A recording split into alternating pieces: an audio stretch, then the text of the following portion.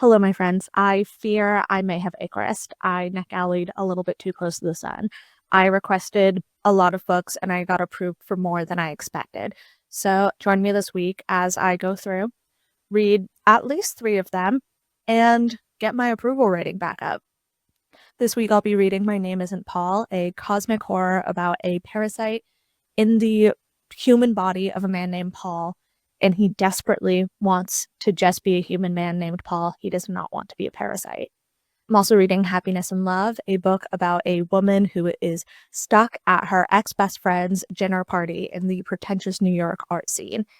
Lastly, I'll be reading A Game in Yellow, another cosmic horror. This one is about a kinky lesbian couple who start reading a play that drives you mad, but if you only read a little bit, you get the survivor's euphoria. And kind of they add that to their kinky little games.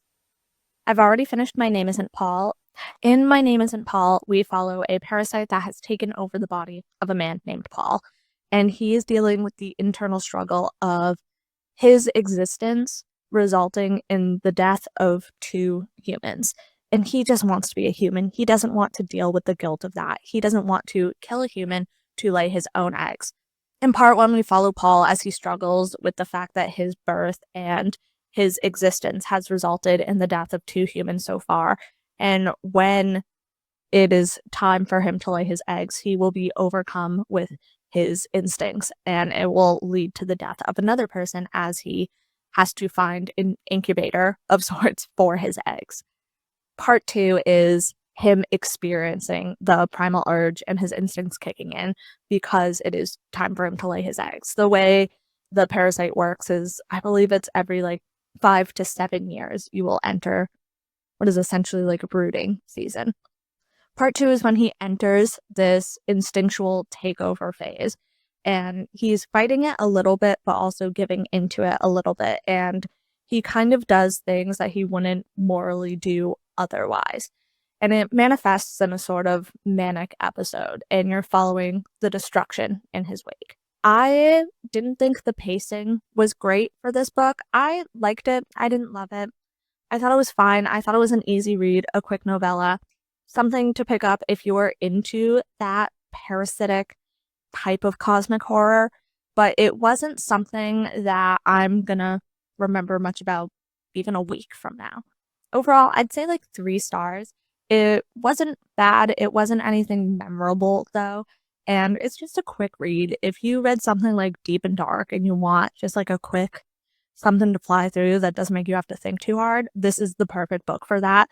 Despite it being a horror, it wasn't too deep or too scary. It was more the internal thoughts of who am I really and fighting against instincts. It's a very classic story that wasn't done particularly well or badly, just average, middle of the road, 3 stars.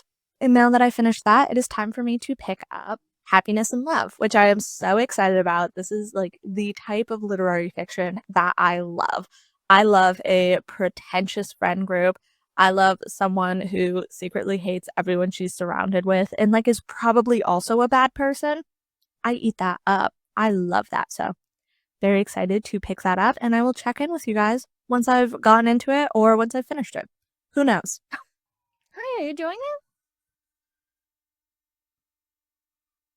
So it is 4 days later, and I am only 36% of the way through Love and Happiness, and I expected to be finished with it by now, but I am just having a hard time getting sucked into this book. It's very wordy. It's very different than what I've been reading recently. So it's not grabbing my attention in the way other books have been. So I am locking in today. I have noise canceling headphones. I have an iced coffee. And I'm gonna lock in. I'm gonna throw my phone across the room so I can't pick it up and get distracted. I am home alone right now. I have no one to bother me but the dogs, and they are so tired because it's so hot out. And we just went on a little walk. So I'm gonna lock in. I'm gonna finish it, and I'm gonna enjoy this book. God damn it! Look at what I'm working with. Look at who I am snuggling on the couch with. Locking in worked. I finished Love and Happiness. Not in one sitting like I wanted to. I ended up with a migraine and had to take a nap, but I picked it back up after that and finished it. And I do have to say, by the end, I was really, really into it. It took me a little bit to get into it because the prose was very different than what I was picking up recently. It was very in our own main character's head. It was essentially only in our main character's head. And it's also very much about grief in a way that I wasn't expecting. So this book is about a girl stuck at a dinner party with friends that she's not friends with anymore. But that doesn't really give you the correct vibe for this book. This is about this girl who was in the New York City art scene, part of like the pretentious crowd, and she ends up leaving kind of without telling anyone to Europe for like 5 years. And she comes back because her visas are expired and she cannot stay there anymore. She runs into one of them on the street and kind of gets roped into this dinner party. And this dinner party is being held after the death of one of their mutual friends. And this seems to be the only friend that our main character has any nice feelings about. Seems to be the only person from this pretentious crowd that she likes and doesn't think terribly of. So she's just at this dinner party, sitting in the corner, thinking about how all the people in this party have wronged her in the past and how they manipulate each other and how they steal ideas from each other and everyone just uses each other.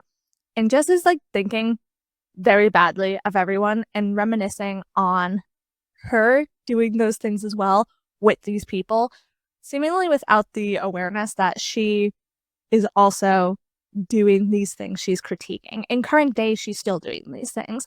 She complains that these people are acting like their relationship with their friend Rebecca, who had died, was closer than it was to gain more sympathy.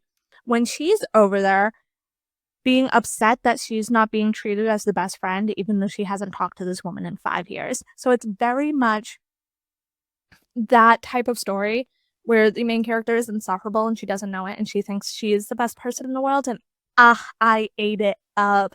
I ate that up. I feel like if I read this on the back of a few other like literary fictions contemporaries where it was more that style of writing, I would have been more into it. I just had a really hard time switching from My Name Isn't Paul to this, as they're very different styles of writing. In the end, I really enjoyed it. I gave it 4 stars. It was heavily inspired by The Woodcutters, which I haven't read and they don't have at my library, so I might have to order it. But I thought that was interesting and now I want to read that too. After finishing Happiness and Love, I picked up the final arc I have, and that is A Game in Yellow. So this book is about a lesbian couple who are trying to like spice up their sex life. They are already fairly kinky. They have a playroom, but one of the girls, she just needs like really intense stimulation to get in the mood. And she's like, choke me until I pass out. And the other girl is like, I care about safety. I will not be doing that to you. So she like wants a brush with death, essentially. So they find this girl who has a play that if you read it, you will go crazy. So she's like, here, if you read part of it and I stop you, you'll get the like survivor's euphoria of almost falling into madness. And she's like, deal. And it makes her ravenous. Right now, it is reading more lit ficky than it is horror. But I can see it kind of hitting more into that horror realm. So yeah, I'm excited to see where it goes. Guys, I did it. I didn't think I was going to be able to for a little bit, but I did it. I finished A Game in Yellow. Unfortunately, I didn't like it. I wanted to like it, but it did not do it for me at all. So this book is about Carmen and Blanca. They are a lesbian couple who are a little spicy, a little kinky.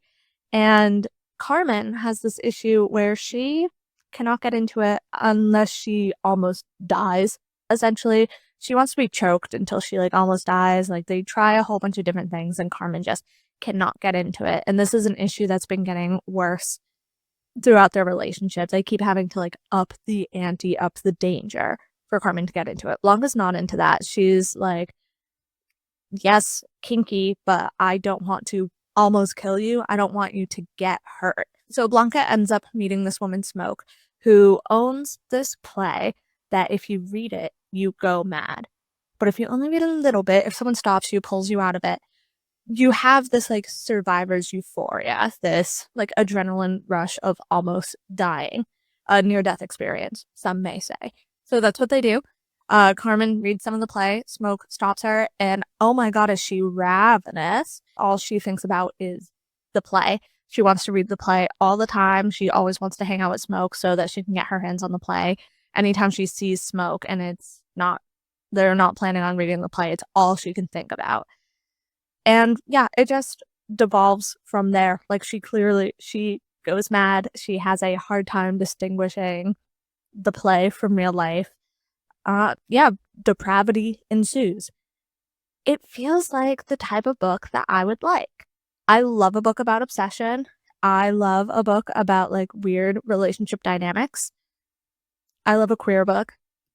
It just didn't do it for me. I felt so disconnected from the characters, from the relationship, from the plot, all of it. I was just reading words on paper and not having any emotional response to any of it. All of the characters felt flat to me.